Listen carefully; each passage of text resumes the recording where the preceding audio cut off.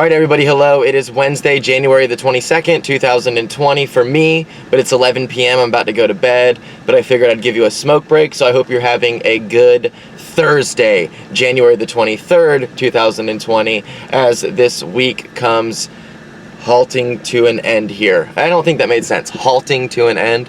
I had no idea what I was gonna say. That's the whole point of this. I don't really know, but I do know that couch thoughts are back for this. I think I'm gonna save my couch thoughts just for the smoke breaks, and then when I do my solo episodes, I'll just freestyle and whatever comes up comes up.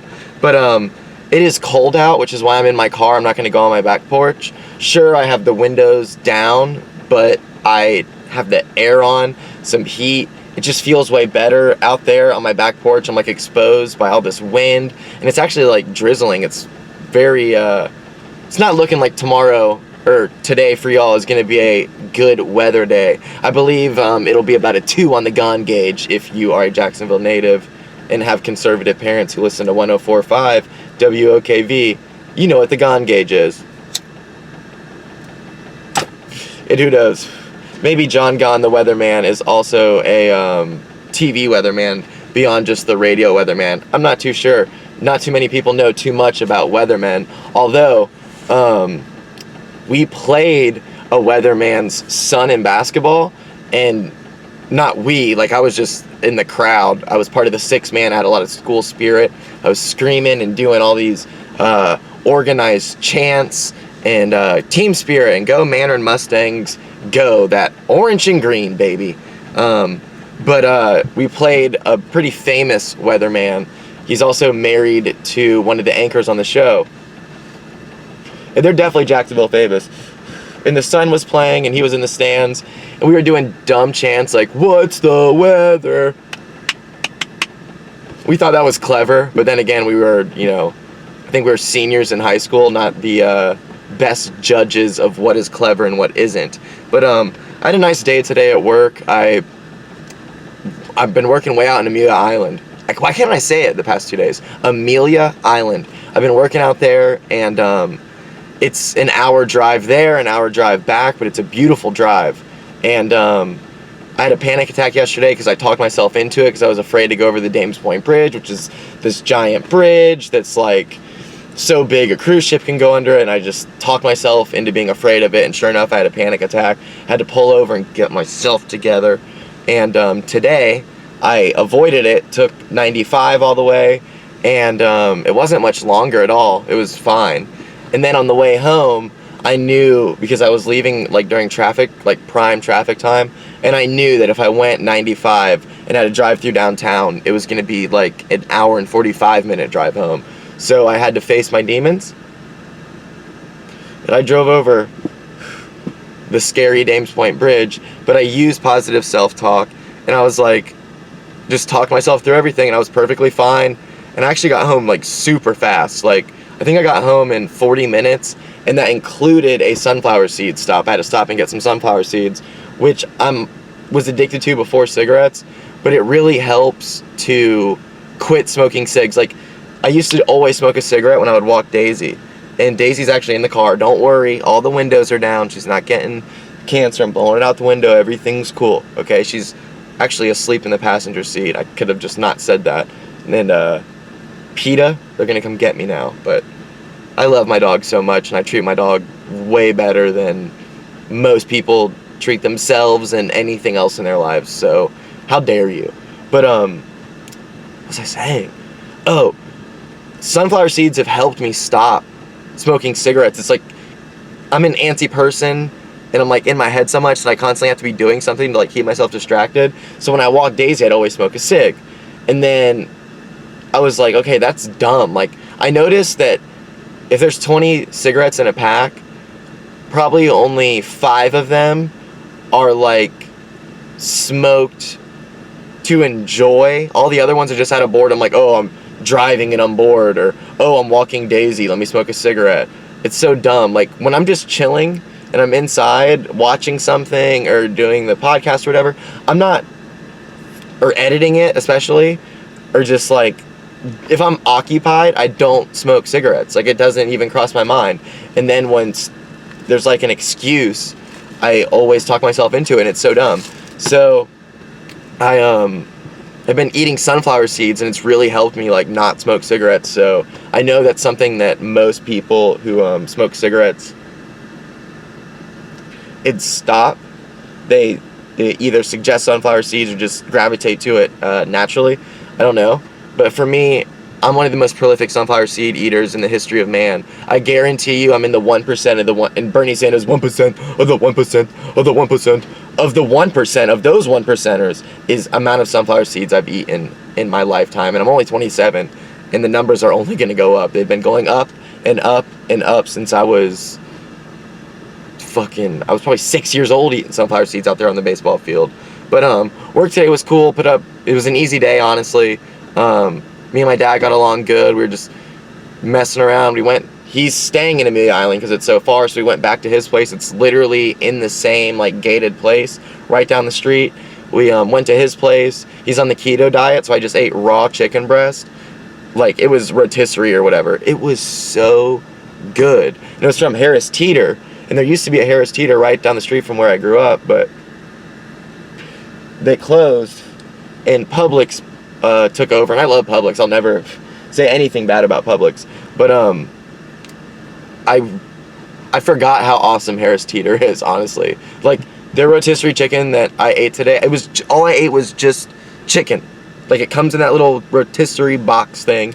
Opened it, cut a big ass piece, ate it, cut another big ass piece, ate it. It was so good. I honestly could have kept eating it. I just didn't want to eat it all because my dad had just gotten it, and he wouldn't care at all. But that's just like things that aren't an issue that I put into my mind. But let's get into some couch thoughts. I play guitar, and I've been playing for over half my life. That's crazy to think. I'm 27. I've been playing since I was 11. So yeah, been playing for a while. And like, when I first started out, I learned a couple songs. I learned a lot of Metallica songs, but I have no interest in playing other people's music, and I look down on it. Like, if you're just starting out, that makes perfect sense.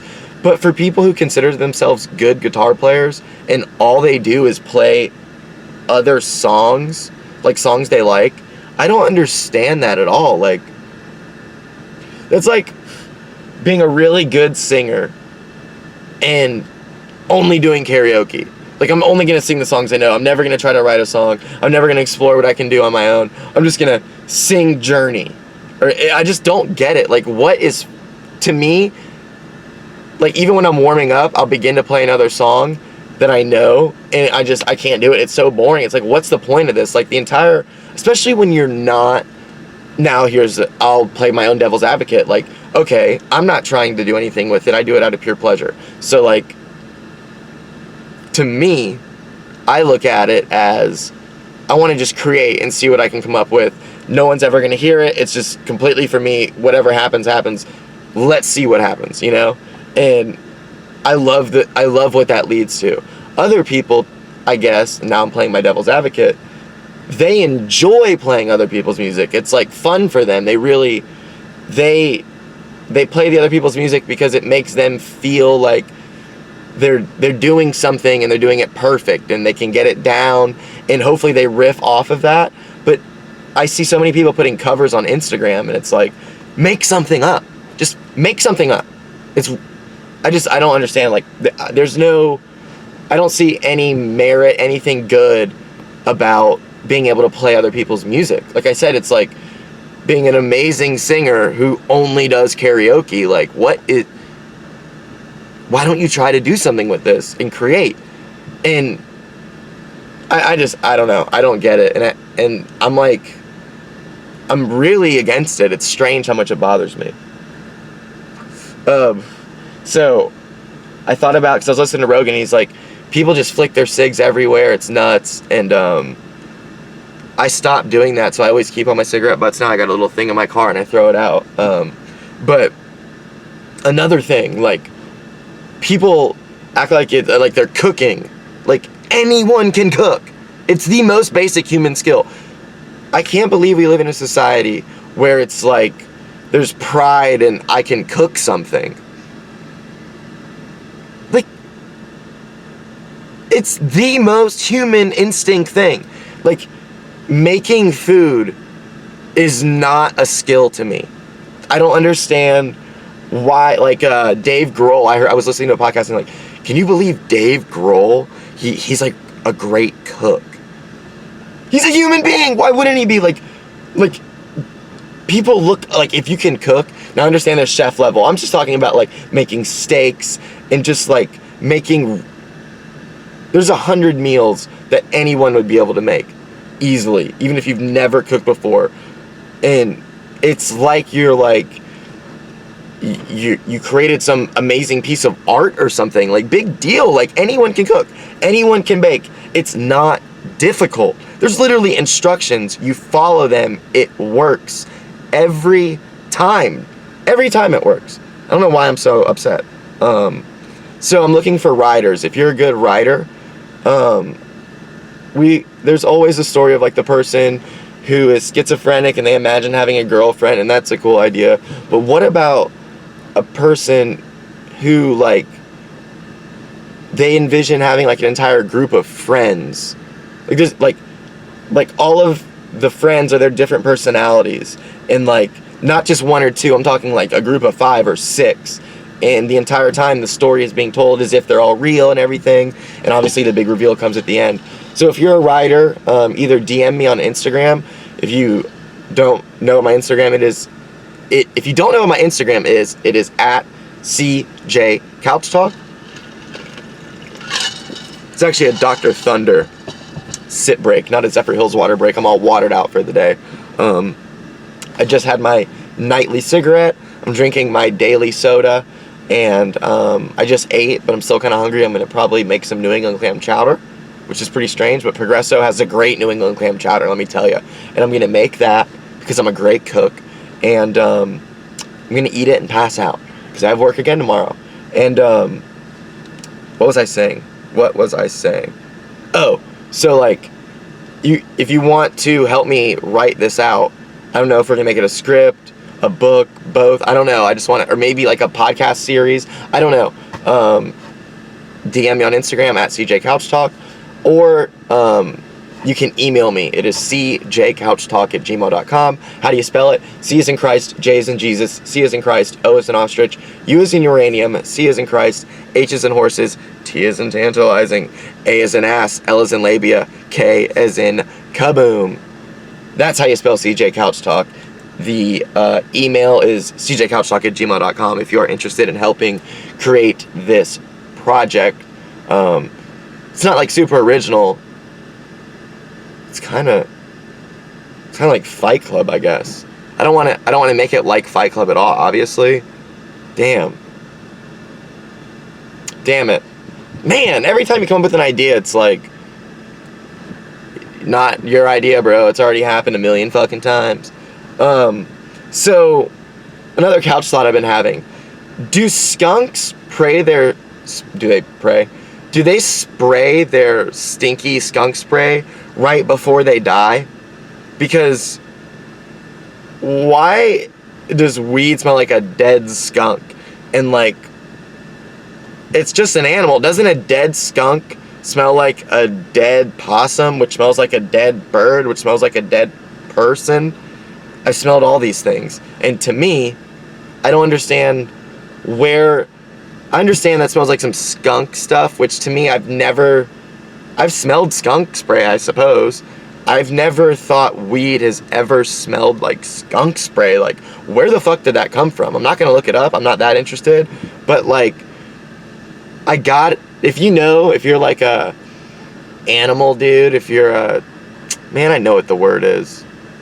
If you know about animals, and you really know, let me know if skunks, like people release their bowels before they die. Do skunks just let out the stink spray and then it sprays all over their little area that they just died in, so therefore it smells like dead animal and stinky skunk spray, and that's where the dead skunk term comes from?